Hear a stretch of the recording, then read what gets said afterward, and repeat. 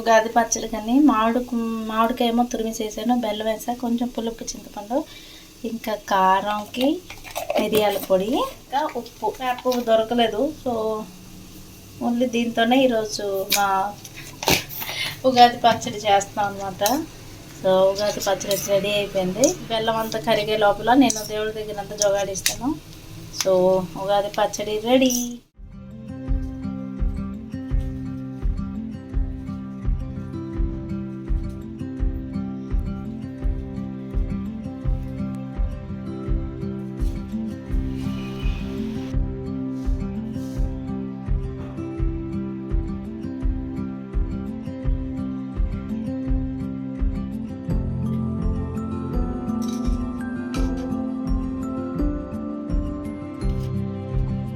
పూజకి అయితే మొత్తం అన్ని జోగాడించాను. ఇప్పుడు పూజ స్టార్ట్ చేస్తున్నాం అనమాట. మా అబ్బాయి మీగోండి ఇక్కడ రెడీ అయి ఉన్నాడు. సో అతను ఆఫీస్కి వెళ్ళిపోయారు, ఎందుకంటే మరి అన్ని జోగాడించి అన్ని చేసరికి లేట్ అయిపోయింది. సో పూజ అయితే ఇప్పుడు మొదలు పెడుతున్నాం. సో పూజ అయిన తర్వాత ఇంకేటెడ్ చేయబోతున్నాం అనేది ఈ బ్లాగ్లో చూడండి. పూజ అయితే అయిపోయింది. ఇప్పుడేమో ఉగాది పచ్చడి టేస్ట్ చేస్తాం అనమాట. అదే ఉగాది పచ్చడి నంచుతాం. Happy Ugadi. Thank you, same to you.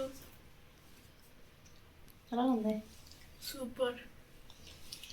6 రోజులకే మావైతే 5 రుచులు అయ్యాయి. ఇంకో రుచి అయితే చేదు అది లేదు.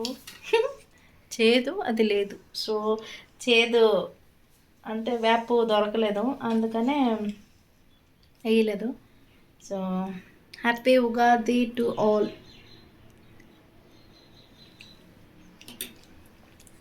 మా ఇంట్లో ఉగాది స్పెషల్ ఏంటంటే ఈరోజు ఉగాది, ఈరోజు మార్నింగ్ గ్యాస్ అయిపోయింది అనమాట.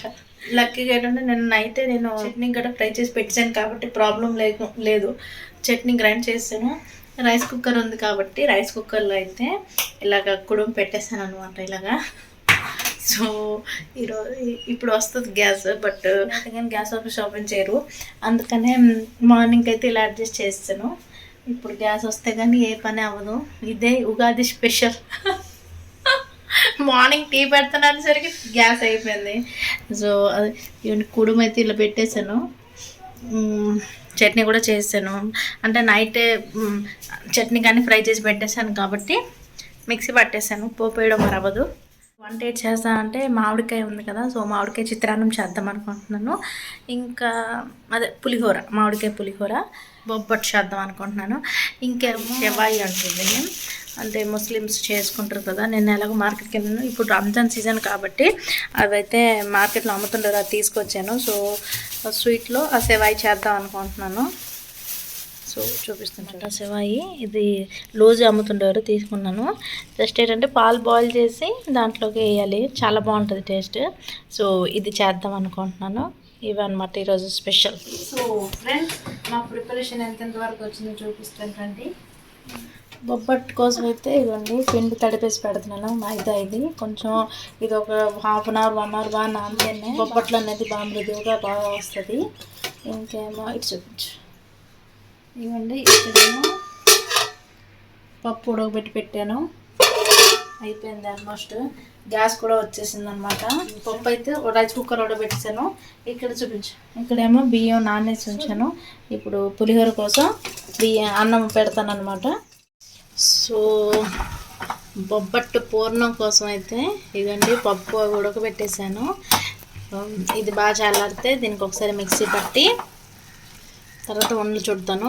ఇంకేం కోసం అయితే పిండి తడిసి పెట్టాను అనమాట. పర్ఫెక్ట్ కన్సిస్టెన్సీ వచ్చింది. సో ఇది బాగా చల్లారిన తర్వాత దీన్ని మిక్సీ పట్టి అప్పుడు వండలు చుట్టి బొబ్బట్టు చేయాలి. ఇది ఆల్మోస్ట్ అయిపోయింది, పాకం పట్టేసింది అనమాట. అన్నం వాడ్చాను. అన్నం చల్లారిన తర్వాత అప్పుడు అన్నం పోపేస్తాను అనమాట పులిహోరకి, మామిడికాయ పులిహోర. అది యాక్చువల్లీ ఇప్పుడు నేను చేసిందేమో నేను కర్ణాటక స్టైల్లో చేస్తున్నాను. ఇది ఓలిగ్, దీన్ని కూడా ఓలిగ్ అంటారు, బొబ్బట్టు కాదు. ఓలిగ్కి బొబ్బట్టుకి చిన్న డిఫరెన్స్ ఉంటుంది అనమాట. మనం బొబ్బట్టు అయితే శనగపప్పుతో చేస్తాం, బట్ ఇదే కందిపప్పుతో చేస్తాను అనమాట. దీన్ని ఓలిగ్ అంటారు. పులిహోర కూడా చిత్రాన్నం అంటారు, అది కూడా కర్ణాటక స్టైల్లోనే. సో కర్ణాటక స్టైల్లో ఏ డిఫరెన్స్, కర్ణాటక స్టైల్కి మనం ఆంధ్ర స్టైల్కి ఏం డిఫరెన్స్ అనేది మీరు నేను పులిహోర పోపు వేసినప్పుడు చూపిస్తాను. కర్ణాటక స్టైల్లో చిత్రాన్నం అన్నాను కదా, అదే పులిహోర చేయడానికి ఫస్ట్ ఏడ్ చేయాలంటే కారంకి సరిపోయేంత పచ్చిమిర్చి అయితే తీసుకోవాలి. 1 టీ స్పూన్ జీలకర్ర, దీంట్లోకి కొంచెం జీలకర్ర వేసి ఇదేమో కచ్చపచ్చగా మిక్సీ పట్టాలి. ఒక పక్క మిక్సీ పట్టే లోపల ఇంకా వైపు ఏంటంటే నేను పలుకులేదు ముందుగానే ఫ్రై చేసి పెడతాను. పులిహోరకి ఏంటంటే పలుకులు ఎక్కువ ఉంటేనే బాగుంటుంది, అందుకని నేను కొంచెం పలుకులు అయితే ఎక్కువ వేస్తున్నాను. ఇప్పుడు దీన్ని మనం మామూలు ఎలా ఫ్రై చేసుకుంటామో అలాగే ఫ్రై చేసుకోవాలి. చూడండి ఇలాగా కచ్చాపచ్చాగా అయితే మిక్సీ పట్టాను. చూడండి మామిడికాయ అయితే నేను తురిమేసి పెట్టుకున్నాను. ఇప్పుడేమో పలుకులు ఫ్రై అయిపోయిన తర్వాత అవన్నీ తీసి మళ్ళీ కడాయిలోకి కొంచెం ఆయిల్ వేసాను. ఇప్పుడు దీంట్లోకి ఆవాలు, శనగపప్పు, మనం పోపు ఎలా వేసుకుంటాం అలా వేసుకుంటాం, బట్ జీలకర్ర అయితే మరి ఏమన్నమాట. సో ఆవాలు చిట్టుపట్లాడాయి కదా, ఇప్పుడు కొంచెం శనగపప్పు, ఇప్పుడు ఎండుమిరపకాయలు వచ్చేసి వేయాలి. మిరపకాయలు వేస్తాను కదా, ఇప్పుడు కొంచెం ఇంగువ తర్వాత ఇప్పుడు కరివేపాకు వేసిన తర్వాత మనం ఏదైతే మామిడికాయని తురిమేసి పెట్టుకున్నాం కదా, సో అదైతే దీంట్లోకి యాడ్ చేస్తున్నాను. కొంచెం మగ్గిన తర్వాత అప్పుడు దీంట్లోకి పసుపు, ఉప్పు వేద్దాం. సో మనం పులిహోరకి సరిపడే అంత సాల్ట్ని అయితే యాడ్ చేద్దాం. పసుపు, ఆయిల్ ఇలా పైకి తేలింది కదా, దాని అర్థం మనకి ఇది మగ్గిపోయింది అనమాట.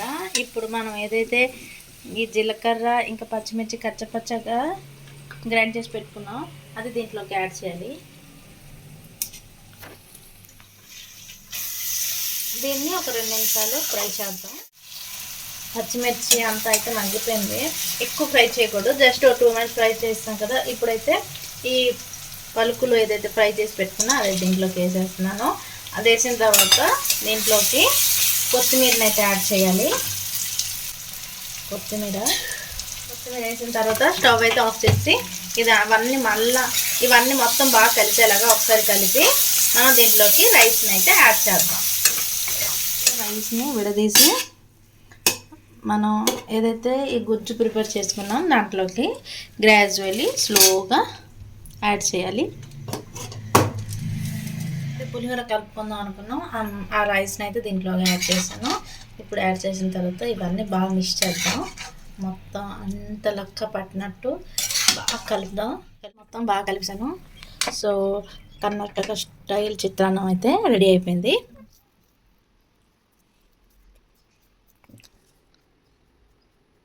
వంటలన్నీ చేసాను. ఇక్కడేమో బొబ్బట్టు ఒకేసారి మొత్తం చేసేస్తున్నాను, ఎందుకంటే మళ్ళీ అక్కడ చేస్తే టైం వేస్ట్ అయిపోతుంది, అంటే గ్యాస్ మెయిన్ వేస్ట్ అయిపోతుంది.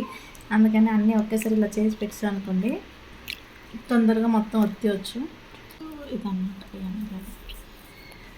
డ్రై అయిపోతుంది కాబట్టి కొన్ని చేశాను, ఇంకొన్ని ఉన్నాయన్నమాట. సో అంతట్లో ఇవేమో ఇలా వలుస్తున్నాను. కర్ణాటక స్టైల్ ఓలి కదా, అది కొంచెం పలచగా ఉంటుంది. మనం చేసిన బొబ్బట్లు అయితే కొంచెం లావుగా మందంగా ఉంటుంది కదా, అందుకే ఇక్కడ క్లీన్ ర్యాప్ అవుట్ వేసాను. అది వేసిన తర్వాత దాంట్లోకి ఆయిల్ అప్లై చేసి ఇలా స్ప్రెడ్ చేసిస్తే చక్కగా పలచగా రౌండ్గా చాలా బాగా వస్తుంది. ఫస్ట్ అయితే ఒకసారి ఆయిల్ వేసేద్దాం, అయితే అంటుకోకుండా ఉంటుంది అనమాట. ఆయిల్ వేయకపోతే మళ్ళీ కింద అంటే ఛాన్స్ ఉంటుంది. సో ఫస్ట్ ఆయిల్ వేసి స్ప్రెడ్ చేసేస్తాం. ఈ కవర్ తీసేసి బటర్ పేపర్ ఉంచాను కదా, బటర్ పేపర్ పట్టు ఇలా రివర్స్ చేసి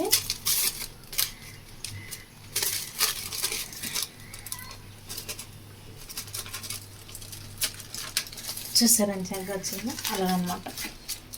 ఫస్ట్ ఒకవైపు కాలిన తర్వాత మళ్ళీ ఆయిల్ వేసి 2 వైపులు కాల్చాలా. అయిపోయింది. ఇప్పుడు నేనైతే ఆయిలే వేస్తున్నాను, ఎందుకంటే మనం నెయ్యి వేసి అనుకోండి గట్టిగా అయిపోతుంది. అదే ఆయిల్ వేస్తే మనం ఇది ఎప్పుడు తిన్నా సరే మెత్తగా దూదిలాగా ఉంటుంది అనమాట, నోట్లో పెడితే కరిగిపోతుంటుంది. సో కొంచెం జాగ్రత్తగా అది అయిపోయింది. ఇప్పుడు మళ్ళీ ఇటుపక్క కూడా నూనె వేసి స్ప్రెడ్ చేద్దాం. సో ఇదన్నమాట ఓలిగా. సో అటుపక్క అది అయ్యే లోపల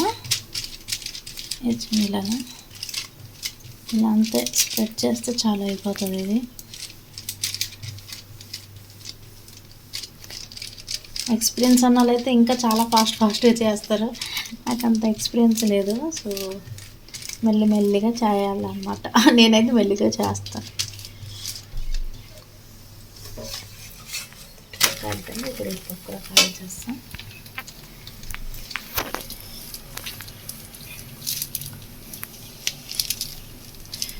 ఇటు కొంచెం అందం అనిపించింది అనుకోండి, అటు పక్క మళ్ళీ వేరే దగ్గరికి ఇలా స్ప్రెడ్ చేస్తే అటు పక్క సన్నం అవుతుంది, చుట్టూ ఒకే లెవెల్లో ఉంటుంది. ఇక్కడ చూడండి కొంచెం లావ్ అయింది, అందుకే నేను దీన్ని ఇలా స్ప్రెడ్ చేస్తాను. చాలామందికి బొబ్బట్లు తెలుసు అనుకోండి. ఇదేంటంటే బొబ్బట్టుకి ఓలికి డిఫరెన్స్ ఏంటంటే బొబ్బట్టు మనకు కొంచెం లావుగా ఉంటుంది మందంగా, ఓలి గట్టే సన్నంగా ఉంటుంది. ఇంకా మనం బొబ్బట్టు శనగపప్పుతో చేస్తాం. కర్ణాటక స్టైల్ ఓలి అంటే ఓలిగేమో కందిపప్పుతో చేస్తారు. సో చూడండి బాగా కాలింది రెండు వైపులా. ఇప్పుడు ఇలా ఫోల్డ్ చేసి వేడి ఓలిగా రెడీ.